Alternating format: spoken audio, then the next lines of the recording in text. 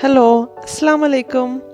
ഇന്ന് ഞാൻ കാണിക്കുന്നത് വളരെ ടേസ്റ്റി ആയിട്ട് നാടൻ രീതിയിൽ എങ്ങനെ നെയ്മീൻ കറി ഉണ്ടാക്കാമെന്നുള്ളതാണ്. അപ്പോൾ നമുക്ക് നോക്കാം. ഞാനിവിടെ 1/2 കിലോ നെയ്മീനാണ് കഴുകി വൃത്തിയാക്കി എടുത്തിരിക്കുന്നത്. ഇതിലേക്ക് ഞാൻ 1/2 മുറി നാരങ്ങ പിഴിഞ്ഞൊഴിക്കുകയാണ്.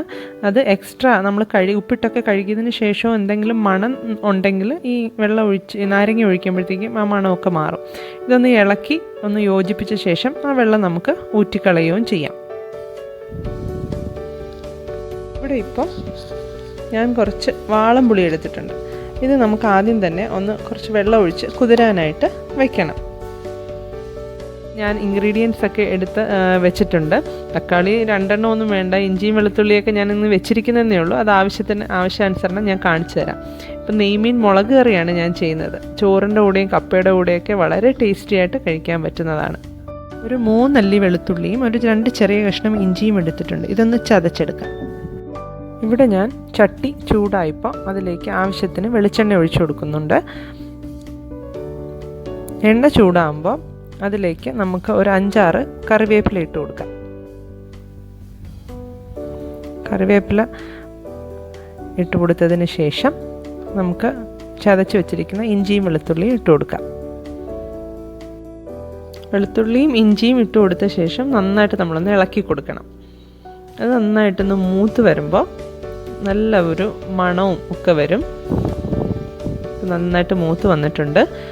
ഈ സമയത്ത് നമ്മൾ അരിഞ്ഞു വെച്ചിരിക്കുന്ന ഒരു തക്കാളി ഇട്ട് കൊടുക്കാം. ഞാനൊരു വലിയ തക്കാളിയാണ് എടുത്തിരിക്കുന്നത്. 1/2 കിലോ മീനുള്ളതുകൊണ്ട് ഒരു വലിയ തക്കാളി എടുത്തിട്ടുണ്ട്. നന്നായിട്ടൊന്ന് ഇളക്കി യോജിപ്പിക്കാം. തക്കാളി വാടുന്ന സമയത്ത് നമുക്ക് കറിക്കുള്ള ഗ്രേവി പ്രിപ്പയർ ചെയ്യാം. അതിൽ ഒരു മിക്സർ ഗ്രൈൻഡറിലേക്ക് ഒരു 3 table spoon Kashmiri chilli powder ഇടുന്നുണ്ട്. 1 ടേബിൾ സ്പൂൺ മല്ലിപ്പൊടി ഇട്ട് കൊടുക്കാം. 1/2 മുതൽ 1/4 ടീസ്പൂൺ വരെ മഞ്ഞൾപ്പൊടി ഇട്ട് കൊടുക്കാം. പിന്നെ ഒരു 2 ടീസ്പൂൺ കുരുമുളകിൻ്റെ പൊടി ഇട്ട് കൊടുക്കാം. അത് കൂട്ടുകയോ കുറയ്ക്കുകയോ ഒക്കെ ചെയ്യാം, ഓരോരുത്തരുടെ എരിവിനനുസരിച്ച്. ഇതിപ്പോൾ ഞാൻ 2 ടീസ്പൂൺ എടുക്കുന്നുണ്ട്, കാരണം കശ്മീരി ചില്ലി പൗഡറാണല്ലോ ആഡ് ചെയ്തത്. വലിയ എരിവില്ല. പിന്നെ പച്ചമുളകൊന്നും ഇടുന്നില്ല. വാളംപുളിയൊക്കെ ചേർക്കുന്നതുകൊണ്ട് എരിവൊക്കെ ബാലൻസ് ആവും. അതിലേക്ക് നമുക്കൊരു 4 കഷ്ണം ചെറിയ ഉള്ളി ഇട്ട് കൊടുക്കാം. പിന്നെ നമ്മൾ എടുത്ത് വെച്ചിരിക്കുന്ന വാളംപുളി കുതിർന്ന് വന്നിട്ടുണ്ട്. അത് നമുക്ക് നന്നായിട്ട് കൈ കൊണ്ടൊന്ന് ഇളക്കി നന്നായിട്ടൊന്ന് സ്മാഷ് ചെയ്ത് അതിൻ്റെ ജ്യൂസ് എടുത്ത് അത് നന്നായിട്ട് അതിലേക്ക് ഒഴിച്ചു കൊടുക്കാം. അത് ഒഴിക്കുമ്പോൾ നമ്മൾ കുറച്ച് ശ്രദ്ധിച്ച് ഒഴിക്കണം. അതിൻ്റെ കുരുവും അതിൻ്റെ കരടൊക്കെ ഉണ്ടാവും. അതൊക്കെ പിഴിഞ്ഞ് മാറ്റിയിട്ട് കുറച്ച് ശ്രദ്ധയോടെ ഒഴിച്ചു കൊടുക്കണം. ഇനി അങ്ങനെ നിങ്ങൾക്ക് ഇതില്ലെങ്കിൽ ഒരു അരിപ്പ ഉപയോഗിച്ച് ഒഴിച്ചു കൊടുത്താലും മതിയാവും. ഇതിപ്പോൾ ഞാൻ കുറച്ച് സൂക്ഷിച്ച് ഒഴിച്ചു കൊടുക്കുന്നുണ്ട്.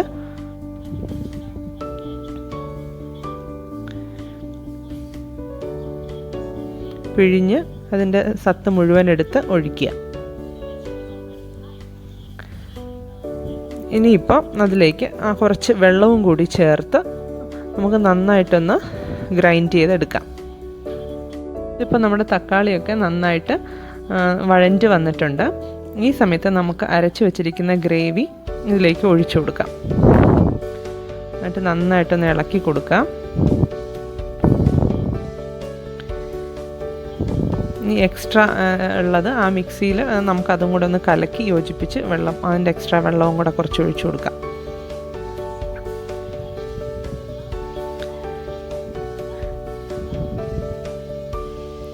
ഇപ്പം ഞാൻ കറിയിലേക്ക് ചേർക്കുന്നത് കല്ലുപ്പാണ്. 1 ടേബിൾ സ്പൂൺ കല്ലുപ്പുണ്ട്.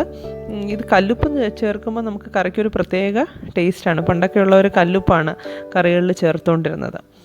കല്ലുപ്പിനൊരു പ്രത്യേക ടേസ്റ്റാണ്. നന്നായിട്ട് ഇളക്കി യോജിപ്പിക്കണം. ഇപ്പോൾ കറി തിളയ്ക്കുന്നതിന് മുമ്പ് തന്നെ നമ്മൾ എടുത്ത് വെച്ചിരിക്കുന്ന കഴുകി വൃത്തിയാക്കി വെച്ചിരിക്കുന്ന മീൻ ഇട്ട് കൊടുക്കാം. കറി തിളച്ച് കഴിഞ്ഞ് ഇടാനായിട്ട് നിൽക്കണ്ട. തിളയ്ക്കുന്നതിന് മുമ്പ് തന്നെ നമുക്ക് ഇട്ട് കൊടുക്കാം.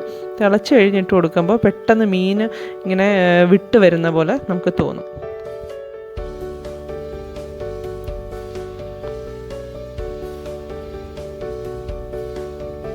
നന്നായിട്ടൊന്ന് ഇളക്കി കല്ലുപ്പൊക്കെ നന്നായിട്ടൊന്ന് ഇളക്കി യോജിപ്പിക്കണം. ഇവിടെ ഇപ്പോൾ ഞാനൊരു ചെറിയ 4 കഷ്ണം കുടംപുളിയും കൂടി ഇട്ട് കൊടുക്കുന്നുണ്ട്. നമ്മൾ വാളംപുളിയും തക്കാളിയും ഒക്കെ ചേർത്തത് കാരണം ഒരു ചെറിയ 4 കഷ്ണമാണ് ഇട്ട് കൊടുക്കുന്നത്. ഇപ്പം കൂടുതൽ മീനുണ്ടല്ലോ, അതുകൊണ്ടാണ്. അപ്പോൾ കറി അടയ്ക്കുന്നതിന് മുമ്പ് നമുക്ക് കുറച്ചധികം കറിവേപ്പില ഇട്ട് കൊടുക്കാം. കറി അടയ്ക്കുന്ന സമയത്ത് ഇതേപോലെ ചെറിയൊരു ഓപ്പണിങ്ങോടുകൂടി അടച്ചു വയ്ക്കാം. ആവി വെള്ളം ഇറങ്ങാതിരിക്കാൻ വേണ്ടിയാണ് ഇങ്ങനെ ചെയ്യുന്നത്. 10 മിനിറ്റായി.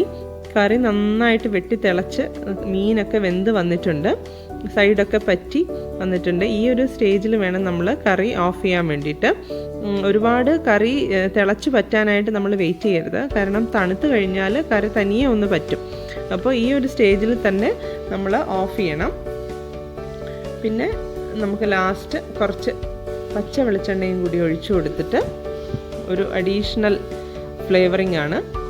അപ്പം സ്പൂൺ കൊണ്ട് എല്ലായിടത്തേക്കും എണ്ണ ഒന്ന് എത്തിച്ചതിന് ശേഷം കറി ഒരു മണിക്കൂറെങ്കിലും മൂടി വെച്ചേക്കുക.